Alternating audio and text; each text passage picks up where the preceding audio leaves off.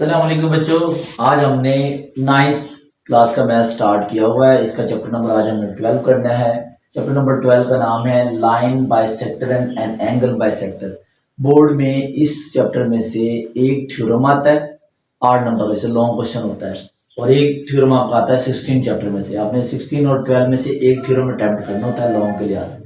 तो chapter number 12 को आपने अच्छी तरह समझ लेना है। आपने इसकी जो थ्योरम है, जो डेफिनेशन है वो तैयारी, और इसके अलावा एक इसके अंदर शॉर्ट क्वेश्चन आता है, या डेफिनेशन ये दो, ये right bisector of a line segment या बाइसेक्टर ऑफ एन एंगल, और या रिव्यू एक्सरसाइज में से दो क्वेश्चन है वो आते हैं। ठीक है जी, यानी इस पेपर इस चैप्टर में से टोटल 10 नंबर का पेपर आता है। अब इसको अच्छी तरह समझेंगे जी। अब लाइन बाइसेक्टर एंगल बाइसेक्टर क्या होता है, ये पहले करने से पहले आपने कुछ चीजें समझनी है। ये अगर आप ये चीजें समझ लेते हैं जो मैंने लिखी हैं, इनके सिंबल, तो आपको चैप्टर समझने में कोई प्रॉब्लम नहीं होगी। जैसे पहला है जी पॉइंट। पॉइंट क्या होता है, ये देखो बच्चों, ये पॉइंट होता है।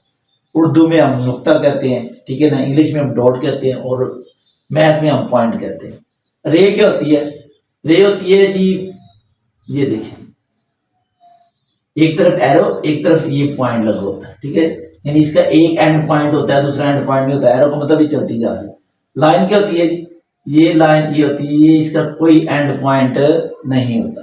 जैसे हम लिखते हैं जी ए बी लाइन, और ऊपर लिख देते हैं जी ऐसे, ठीक है जी। अब लाइन सेगमेंट वो होता है दो पॉइंट के दरमियान जो डिस्टेंस हमें पता होता है, जैसे ए बी लाइन, या ऐसे ए बी के ऊपर लाइन लिख देंगे आप, ठीक है जी। लाइन वो डिस्टेंस होता है जो हमें लाइन सेगमेंट होता है लाइन का हिस्सा, यानी ये कोई लाइन है, इसके दरमियान अगर दो पॉइंट लगा ले, ये पॉइंट ये, तो ये हमारे पास लाइन सेगमेंट बन जाएगी। लेकिन ये पूरी क्या है, लाइन है। ट्राइंगल का सिंबल ये यूज होता है। करस्पॉन्डेंस, ये करस्पॉन्डेंस भी लाइन की तरह ही होती है, ठीक है जी। और परपेंडिकुलर का ये उल्टा टी लिखना है। इसका मतलब परपेंडिकुलर का मतलब आपने याद रखना है कि कोई लाइन के ऊपर ऐसे कोई लाइन लगानी है और 90 का एंगल बन लो, इसे परपेंडिकुलर कहते हैं। राइट एंगल का मतलब भी बिल्कुल बच्चों 90 एंगल होता है। राइट का मतलब 90 एंगल इज कॉन्ग्रुएंट टू, ये दो लाइन लगा के ऊपर मत का निशान, ठीक है जी।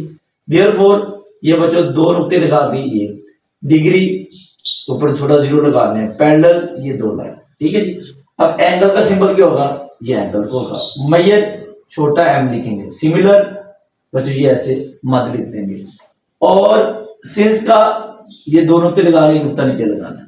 तो बच्चों ये सिंबल आपने याद रख लेने हैं, क्योंकि इन्हीं की बेस पे आगे हम थ्योरम करेंगे, ठीक है बच्चों। अब है जी right bisector of a line segment. अब डेफिनेशन आपको समझने का मजा भी आएगा कि जब आपने ये थोड़े से पढ़े होंगे। राइट मतलब एंगल बनाना है 90 का। बाइसेक्टर, बाई का मतलब टू, सेक्टर मतलब इक्वल पार्ट में, यानी किस चीज को टू इक्वल पार्ट में डिवाइड करना बाइसेक्टर कहलाता है। जैसे फॉर एग्जांपल मैं ये कोई लगाता हूं लाइन सेगमेंट, इसको ये लाइन ने टू इक्वल पार्ट में डिवाइड कर दिया, इसे कहते हैं बाइसेक्टर।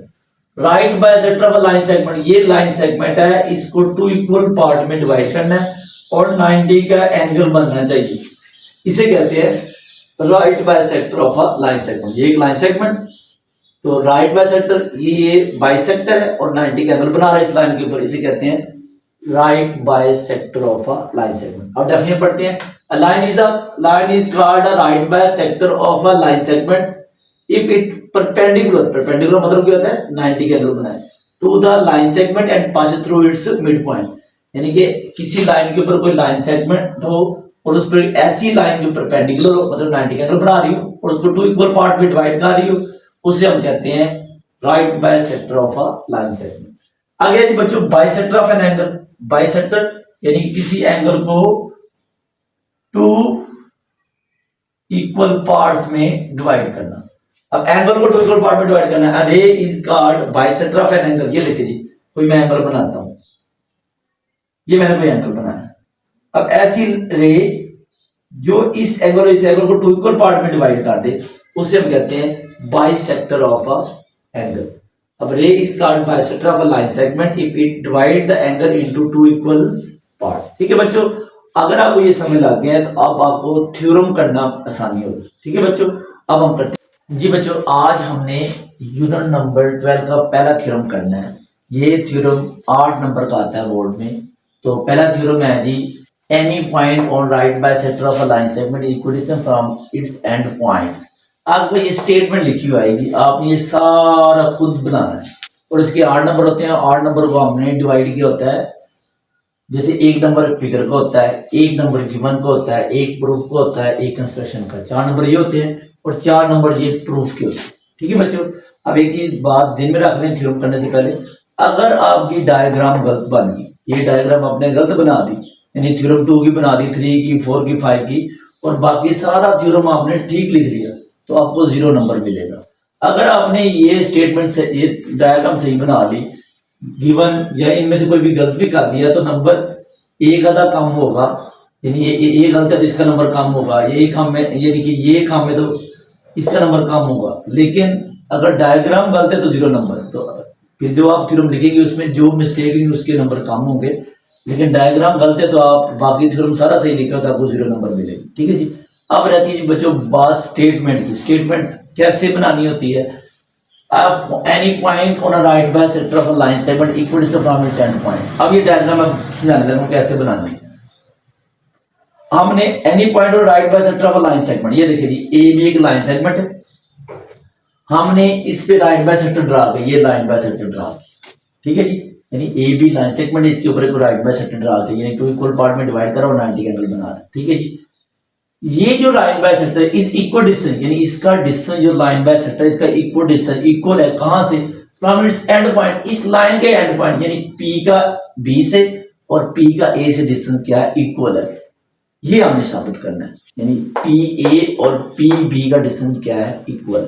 और LM एक लाइन है, AB एक लाइन सेगमेंट है, और ये इसको टू इक्वल पार्ट में डिवाइड कर रहा है। हमें शो करना है PA और PB क्या है? इक्वल है। फॉर एग्जाम्पल मैं आपको एक और डायग्राम बनाता हूँ। ये समझिए ये कोई लाइन सेगमेंट है और ये हमने कोई एक लाइन बनाई जो कि इसको राइट बाय सेक्टर कर ली। इसका नाम हमने L दे दिया, इसका नाम क्या दे दिया? M, इसका नाम A, इसका नाम B, और ये 90 के अंदर, क्योंकि राइट बाय सेक्टर कर है। और यहाँ कोई पॉइंट है इसके ऊपर जो कि इक्वल डिस्टेंस है A से भी और डिस्टेंस इससे है जी B से भी, और ये इसका नाम C दे दिया, ये साइड इसके कॉन्करेंट है, तो ये पॉइंट का नाम P दे दिया। तो ये बच्चों हमारा डायग्राम है। अब हम चलते हैं गिवन की तरफ। गिवन क्या है कि हमारे पास अ लाइन LM, ये देखिए LM एक हमारी लाइन है, इंटरसेक्ट मतलब काट रही है किसको? लाइन सेगमेंट AB को ये इंटरसेक्ट कर रही है, मतलब काट रही है एट पॉइंट C पे काट रही है।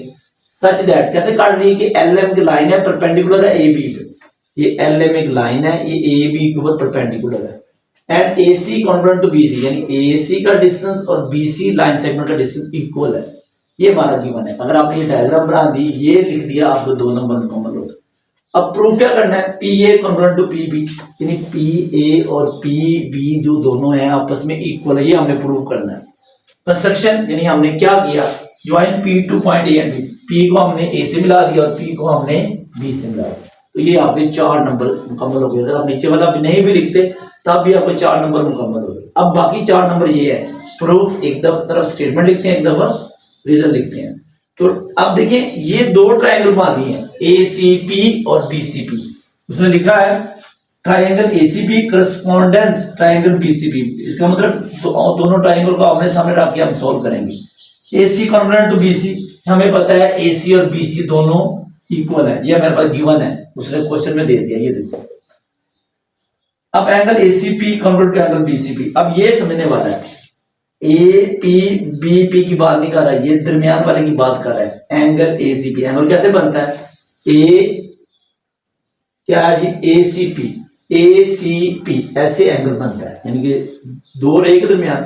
तो कहता है जो एंगल C पे बन रहा है BCP, ये दोनों क्या है? इक्वल है। क्या?